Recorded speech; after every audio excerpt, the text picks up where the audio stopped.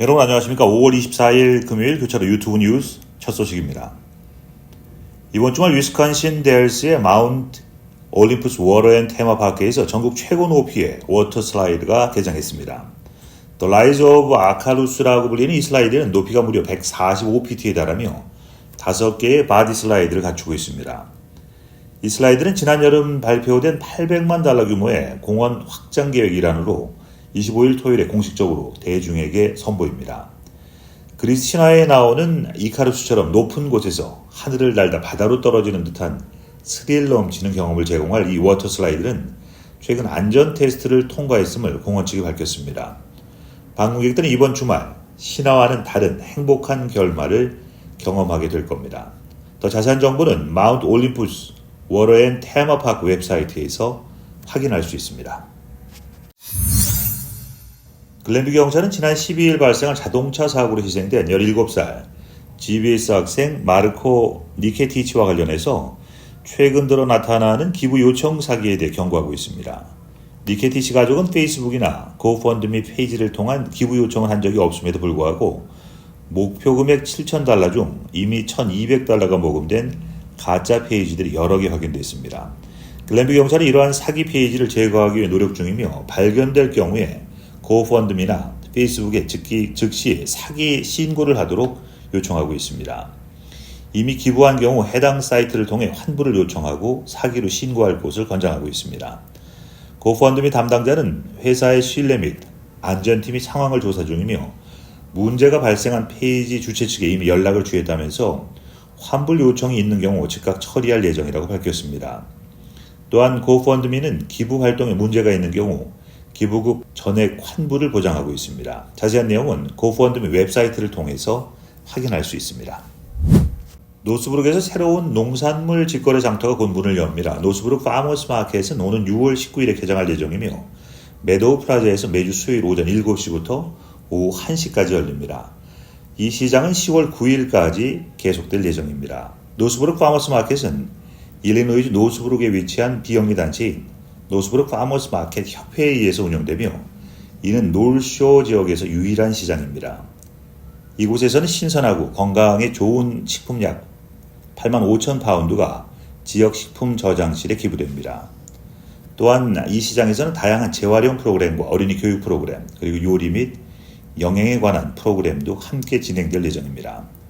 매주 수요일 메도우 플라자에서 열리는 이 시장에서 신선한 먹거리와 유익한 프로그램을 경험해 보시기 바랍니다.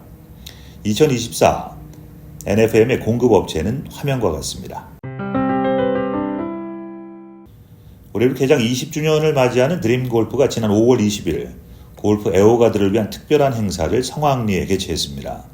이번 행사에서는 타이틀리스트, 테일러메이드, 캘러웨이, 핀과 같은 미국의 주요 골프 브랜드와 잭시오, 온오프, 혼마, PRGR 같은 일본 브랜드의 골프 클럽을 직접 시험해 볼 수 있는 기회가 제공됐습니다.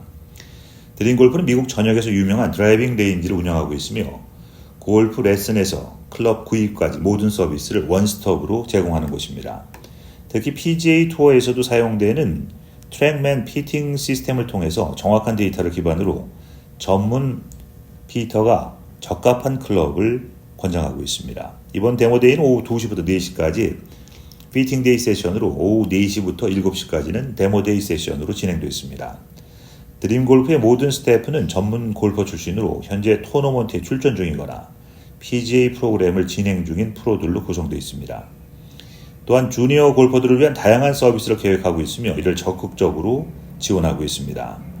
드림골프의 오세진 대표는 앞으로도 첫 마음가짐으로 골프 문화를 선도하며 모든 골프 애호가들에게 최상의 서비스를 제공할 것이라고 약속했습니다. 그는 또한 초보자부터 전문가까지 모든 이가 믿고 방문할 수 있는 곳으로 자리매김하겠다고 덧붙였습니다. 레이크뷰 한인 장로교회 부설 싱싱실버대학이 2024년 봄학기 종강식을 성황리에 마쳤습니다. 종강식은 지난 5월 21일 일리노이주 나일스에 위치한 싱싱실버대학에서 열렸으며 특강 강사들을 포함한 200여 명이 참석한 가운데 진행됐습니다. 이날 행사는 종강 예배와 교장 인사, 음악회, 시상식 그리고 식사의 순서로 진행됐습니다. 회원들은 그동안 배운 기량을 음악회를 통해 선보였는데 발표는 성악, 워십 댄스, 신앙송, 오카리나, 색소폰, 크로마합, 성경 창 앙상블, 노래방, 가야금 명창, 라인 댄스, 워십 댄스 순으로 이어졌습니다. 싱싱 실버 대학의 정규열 교장은 100세 청춘을 유지하기 위해 책임 있는 교육 환경을 만들고 실천해 최선을 다해 회원들을 섬기겠다고 포부를 밝혔습니다. 싱싱 실버 대학의 2024년 가을 학기는 오는 9월 3일부터 12주간 실시됩니다. 지난 5월 21일 화요일 시카고 한인간호사협회의 49대 6차 임원 이사회가 나일스에 위치한 장충동 식당에서 열렸습니다. 이날 행사에는 22명의 임원 이사들이 참석해서 지난 2개월간 행사 보고와 오는 6월 11일 화요일 오후 6시 문화회관에서 있을 총회에 대해서 논의하는 시간을 가졌습니다. 특히 지난달에는 서로도키 센터에서 의료 봉사 활동에 참여해서 파킨슨병 지원 모임에서 혈압, 당뇨 체크 등의 의료 서비스를 제공하고 일상생활에 필요한 정보를 나눴습니다. 이를 통해서 한인사회에 보다 적극적으로 봉사할 것을 다짐했습니다. 이번 이사회에서는 또한 새롭게 가입한 차세대 회원 4명을 환영하는 시간 가졌습니다. 이 중 30대 최연소 회원도 포함되어 있어서 시카고 한인간호사협회가 젊고 활기찬 협회로 거듭날 것이라는 기대감을 불러일으켰습니다. 이들의 새로운 에너지가 협회의 새로운 활력을 불어넣을 것으로 보입니다. 잠시 전하는 말씀 후에 교차로 유튜브 뉴스 이어드립니다.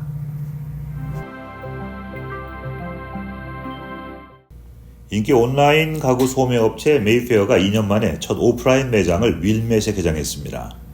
이 매장은 에덴 플라자의 3232 레이크 애비뉴에 위치하며 5월 23일 목요일 오전 10시에 그랜드 오프닝을 맞이했습니다. 고속도로에서 눈에 띄는 보라색과 흰색의 건물로 15만 스퀘어피트 규모의 매장은 8만 개 이상의 다양한 가구와 가정용품을 판매합니다.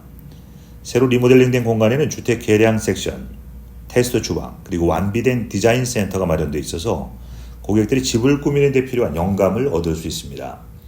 또한 맞춤형 주방 수납장 제작, 무료 디자인 서비스 등의 맞춤 서비스를 제공합니다. 고객들은 매장에서 상품을 구매한 후에 바로 수령하거나 온라인으로 주문해서 매장에서 받거나 빠른 무료 배송을 선택할 수 있습니다. 웨이페어는 이 매장을 통해서 윌맷의 인프라 개선에 기여할 계획입니다. 시카고 미드웨이 공항이 메모리얼데이 주말 동안 최악의 항공편 지연 공항 중 하나로 명단에 이름을 올렸습니다. JW30GK에 따르면 미드웨이는 연휴 동안 평균 19.5%의 항공편이 지연돼서 전국 8위를 기록했습니다. 반면 오헤어 공항은 평균 16.8% 연착률로 15위를 올랐습니다. AAA 예측에 따르면 이번 메모리얼데이 주말은 2005년 이후 공항에서 가장 혼잡한 주말이 될 것으로 예상됩니다. 전국적으로는 샌프란시스코 국제공항이 가장 높은 연착률을 기록했으며 솔트레이크시티, 시애틀, 타코마, 미네아폴리스, 세인트폴 국제공항이 가장 적은 지연을 보였습니다. 미시간주에서 조류 인플루엔자 H5형 바이러스의 인체 감염 두 번째 사례가 확인됐다고 미시간주 보건복지부가 발표했습니다.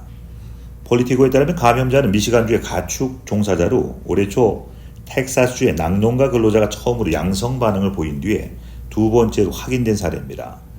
초기 감염자는 안구에 분홍색을 띠는 증상을 보였으며 이번 감염자 또한 비슷한 증상을 보고했습니다. CDC는 미시간주에서 채취한 샘플을 분석해서 감염을 확인했습니다. 미시간주 보건복지부는 현재까지의 정보로는 이번 감염이 산발적인 것으로 보이며 사람 간 전파는 일어나지 않은 것으로 판단된다고 밝혔습니다. 감염자는 경미한 증상을 보였으며 현재는 회복된 상태입니다. 연방보건당국은 이번 감염 사례가 예기치 않은 것이 아니라고 언급하면서 현재 바이러스의 효과적인 백신 후보와 치료제에 대한 연구가 진행 중임을 밝혔습니다. 또한 바이러스가 조류에서 소나 인간으로 이동하는 것은 우려되는 일이지만 인플루엔자가 대유행할 위험은 여전히 낮다고 덧붙였습니다. 이와 관련해서 농장 노동자 단체들은 많은 근로자가 이민자이며 불법 체류자로 보복을 두려워해서 치료나 증상 신고를 꺼릴 수 있다고 지적하고 있습니다. 이들 단체는 근로자들의 안전과 건강을 보호하기 위한 조치가 시급하다고 촉구하고 있습니다. 전국부동산협회 NAR에 따르면 지난 4월 전국의 기존 주택 판매량이 지속적으로 감소했습니다. 4월 판매량은 414만 채로 전월 대비 1.9% 줄어들었으며 특히 북동부 지역의 감소율이 4%로 가장 높았습니다. 기존 주택의 평균 가격은 40만 7,600달러로 전년 동기 대비 5.7% 상승하면서 역대 최고 가격을 기록했습니다. 이러한 상황은 높은 금리와 주택가격 때문에 많은 예비 구매자들이 주택 구매를 미루고 있으며 주택 공급량도 코로나19 대유행 이전에 비해서 부족한 상태입니다.